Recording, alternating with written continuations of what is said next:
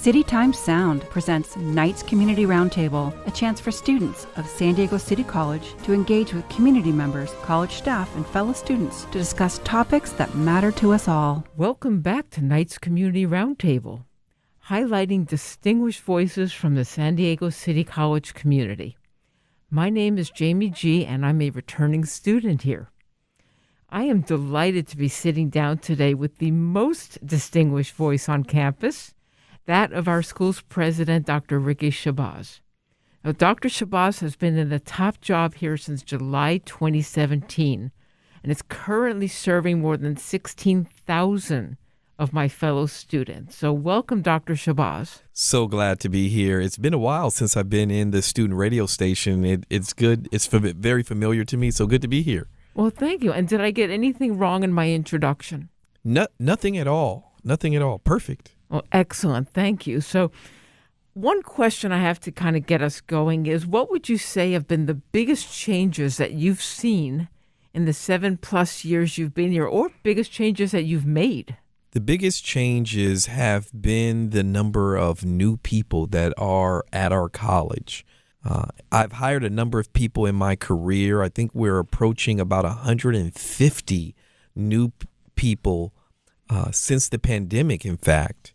And in my 8th academic year, the number of new managers, vice presidents, faculty, classified professionals, everyone at every level, a number of people at every level of our organization are within 4 or 5 years.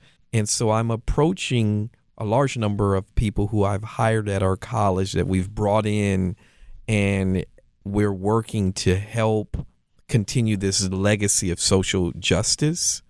That's probably been the biggest thing, is that during the pandemic, and compared to the first several years as president since the summer of 2017, the turnover, the number of new people have just greatly increased. And that's across education. So it's not unique to San Diego City College. A number of the baby boomers had an opportunity to retire and took advantage of that. You know, we have a great retirement system as employees of a California community college. And so they had options. Matter of fact, I was speaking today at lunch. Once a month, I take 4 or 5 classified professionals out to lunch to get to know them a little better as the president. Today, I had the honor of taking out a longstanding employee who is retiring. Matter of fact, tomorrow is her retirement party. Her name is Terry. And so I asked Terry, anytime I run into a retiree or someone who's retiring, I say, what are your plans? And she has some plans. She wanted to start her own, not catering, but supporting events. She had pictures of it. And so people go into the second phase of their life. Act, yes. Yeah. Before we go further, for those who are not familiar with the term, what is a classified employee, for somebody listening who isn't familiar with that? So there are a number of classification of employees. We call them colleagues. That's a word I'm more comfortable with. I have colleagues who are faculty, better known as professors, teachers. I have colleagues who are supervisors. They supervise a program or an area. We have managers, and as a manager, you could be a director, a dean, a vice president, or a president. Then you have your classified professionals. We like to call them the lifeblood of the college, the people who are on the front lines. It could be someone in charge of cleaning a building, could be someone in financial aid, admission and records, could be an administrative assistant. These are the folks who are non-teaching employees of the college, and they number around 200 or 300 of them throughout every aspect of the college. Lab techs in the chemistry or biology class. These are the folks who do all the prep work, the behind the scenes work, so that our great faculty can come in and teach our students. They're the folks who keep everything together and make it work. Yes, absolutely. So here's to the classified folks, right? Yes. I started my career as a classified professional and go out of my way to let them know that I understand their challenges and their needs. And that includes having lunch with the Classified Senate president and vice president. Shout out to Sean Ryan, Ira, who are the president and vice president of the Classified Senate. And they select 2 or 3 classified professionals a month. And we go out to dinner, and it's no agenda. Get to know the folks, allow them to get to know me, listen to their their concerns, their ideas, their needs, their wants, their loves. I think that's an extraordinary leadership approach. Just want to salute you on Thank that. you. Thank you. Thank you. What change predictions do you have for the approaching year? You know, anytime there is a new administration, and this is not political in any way, I will continue to serve students whether there is a Democrat in the office or a Republican. But the reality is that anytime there's a new administration, that includes a new president of a college, you can expect change. Right. And so looking at the rhetoric of the president-elect and his administration and how it aligns or disaligns in this case with the work that we do here at San Diego City College, our work around social justice, supporting 100% of the students who come to us regardless of their immigration status, we have to anticipate that there's going to be changes, right? There will be changes whether Kamala was elected as president. Certainly we have a playbook or an understanding of what President Trump did, or President-elect Trump did when he was the president the last go around. We saw a number of undocumented students elect not to continue school. Many of our employees live in Tijuana, so we saw holdups or additional delays in them being able to get back and forth between the border.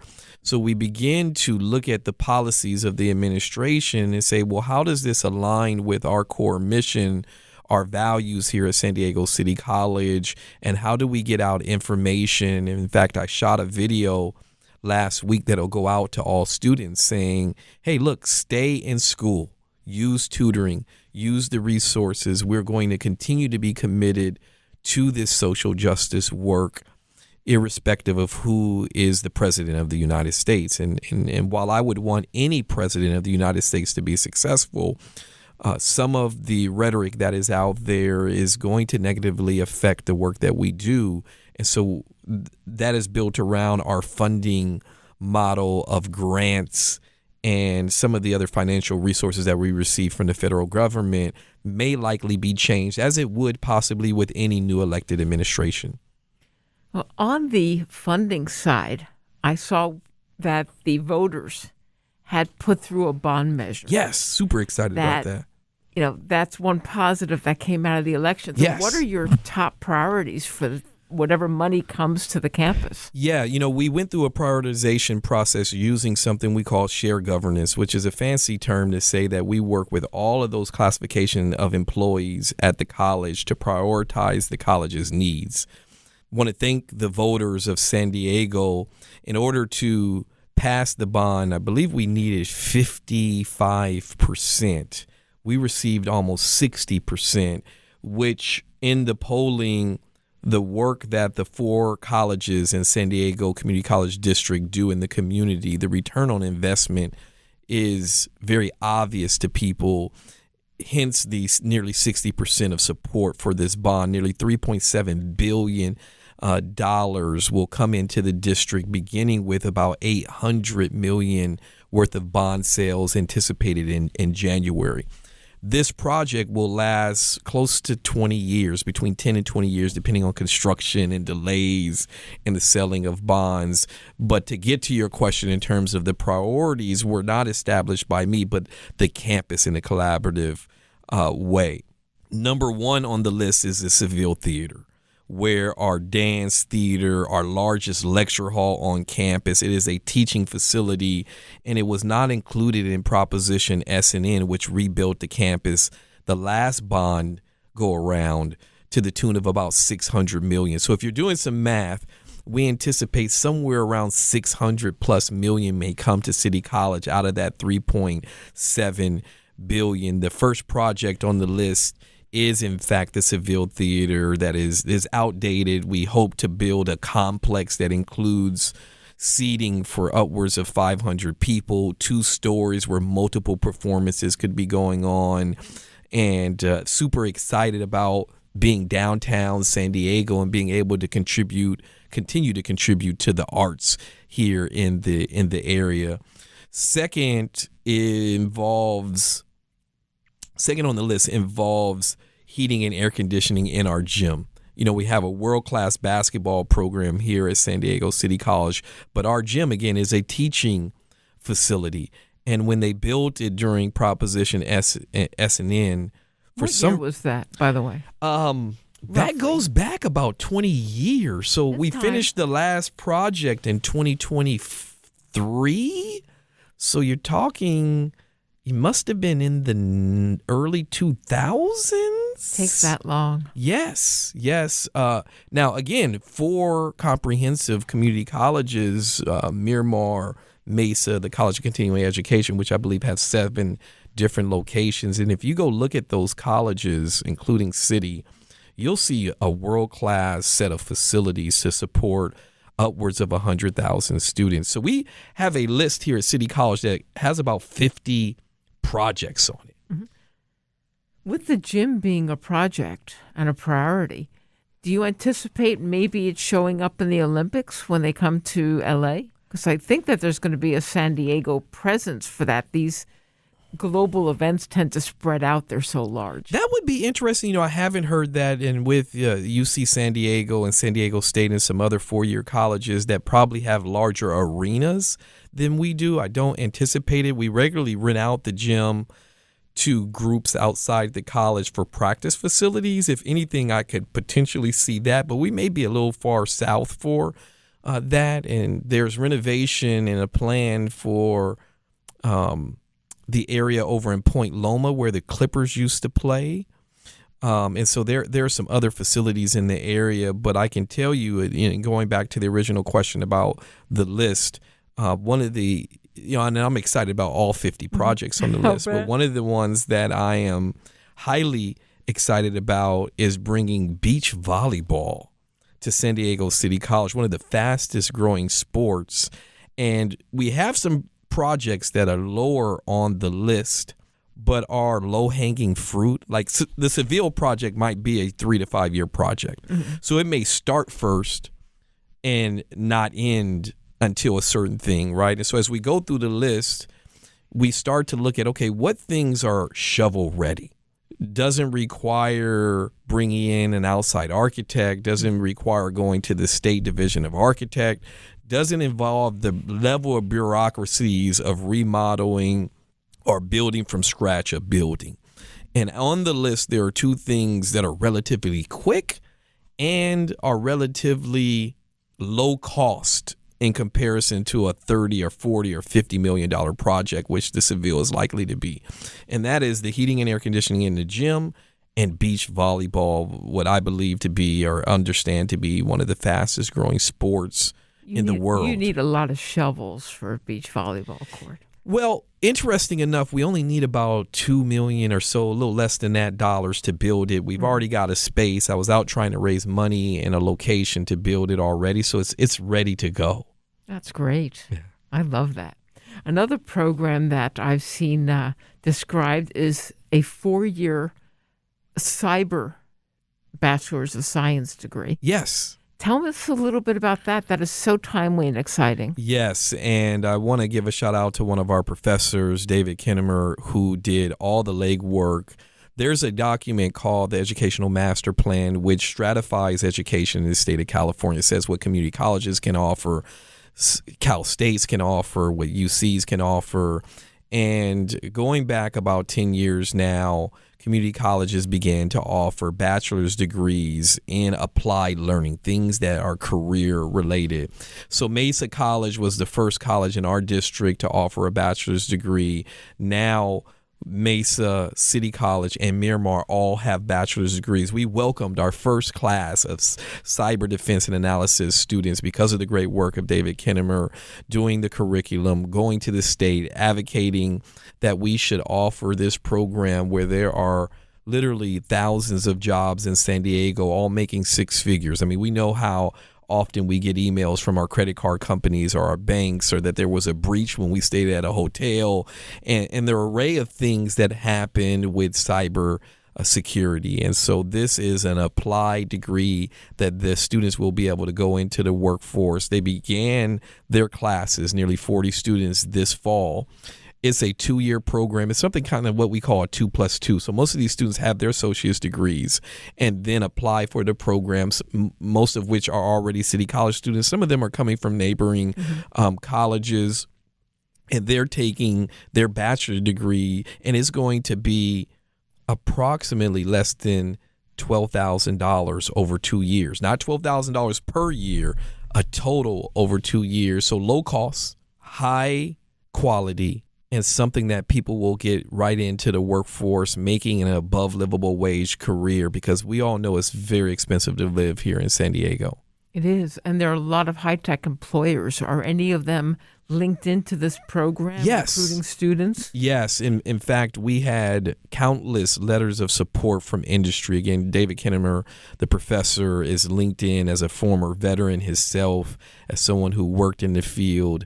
We have a number of local employers who are looking to offer internships and hire these students when they complete their bachelor's degree. That's extraordinary. I'm so excited that that's happening here. Yes. Yes. Another program that was being looked at and speaks to a strength of the college was a bachelor's in nursing. And San Diego City College already has a very strong 2-year program. Yes. So it was a natural. Yes. But the governor said this is not going to happen for city colleges. And I'm wondering if you have a thought of when that might change or whether it might change. Yeah, we had a lot of support, much like we did with cybersecurity, from industry. There's a huge nursing shortage, and San Diego City College, shout out to all of our nursing faculty and everyone who works in the nursing program who work tirelessly to put folks from the community. The thing that I like to say about our nursing program, in addition to it being the number 2 in the state, number 3 in the nation of associate degree of nursing, our students reflect the diversity of the community that we serve, meaning these students who are in our nursing program come from the community. When I'm having conversation with my colleagues at CSU or UC, and you look at their nursing programs, the reality is that many of their nursing students come from other places. So they come here, they get this world-class degree, and they go back to their communities, or they go to places that are in need of nurses. And so we have an argument that has been supported by hospitals and nursing associations that community colleges should offer a BSN, Bachelor's in Nursing Science, to be able to help the communities that we serve meet the need for nurses in the hospitals, in clinics, in nursing homes. And we believe this is the right thing to do. So we'll keep fighting the good fight. The governor certainly chose not to sign it this time around, but he'll have to reconsider it, because I do believe we will see this change in my lifetime. I think it's necessary too. We have an aging population, Yes. for one thing. Yes.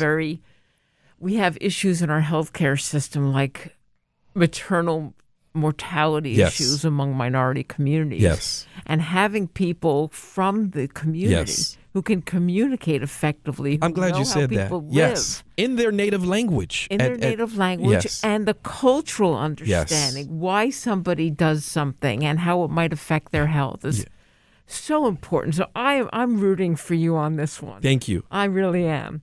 We just have 2 minutes left. Okay. If there's anything that you want to share with our listeners that I have not asked, Yes. please. I love this college. I've worked at 5 different colleges over my career, and I love it because of the urban location. I love it because of the faculty, the classified, the supervisors, the administrators, the folks who work here really love the students who we serve. And when you look at our programs, you look at our services, you look at our efforts, it gives you hope for humanity. We were one of the first colleges in the country to have Black studies and Chicano studies. We were one of the first colleges in the country to have programs for justice impacted students. We have a program called HUBU that is for Black and Latino males. We have a program called Puente that is for our Latino students. We just started a learning community for our Asian Pacific Islander students. We have programs for veterans. I mean, I can go on with the litany of programs and services to help 100% of the people who walk through the door, a Pride Center, a Veterans Center. I mean, when I walk around this campus, what gives me pride to serve as the president is we see visual representations of the students we serve in the hiring of our faculty, our classified, our supervisors, and our managers. And as someone who went to a predominantly white institution, a great college, UC Davis, a top 10 public university, there were days that I would walk around that campus as one of 30,000 that I didn't see someone who looked like me. I vow as the president that no single student should take more than 10 steps on this campus without seeing a reflection of the many communities that our students represent, because very few people are just from one community. Many of them have an intersectionality between the communities they represent. And I am so proud. And in fact, I love that I work at a college that is unapologetic about serving students and meeting their basic needs. You know, this campus was one of the first in the country to have a food pantry long before it became trendy. This campus was one of the first in the nation to have an urban farm.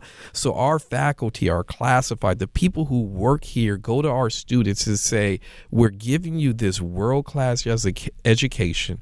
What's standing in your way of being successful? So they say, students say, I need a suit because I can't afford one. So we open a clothing boutique long before it became trendy on the campus. I mean, I could talk forever about the great programs. There's so much here. And I can tell you, just coming to campus for the first time in decades as a returning student, you could feel the energy. You could feel the passion. The instructors, everything is so welcoming. It's so vibrant. So I want to thank you, for visiting with us today, and I want to thank your office for coordinating this appearance. This is the most exciting thing I did today, so thank you for your service as well. Listeners, you've been listening to Jamie G. hosting another segment of Knights Community Roundtable, highlighting distinguished voices from the San Diego City College community. You can find all of the Roundtable interviews on City Times Sound YouTube channel. The Knights Community Roundtable is brought to you by the students of City Times Sound, a partner of City Times Media. CTM is award-winning student-produced TV and digital news programming, magazine, radio podcast, and indie film, all on one platform at San Diego City College. City Times Media offers hands-on experience for students using new and emerging technologies in state-of-the-art facilities. To learn more, visit sdcitytimes.com.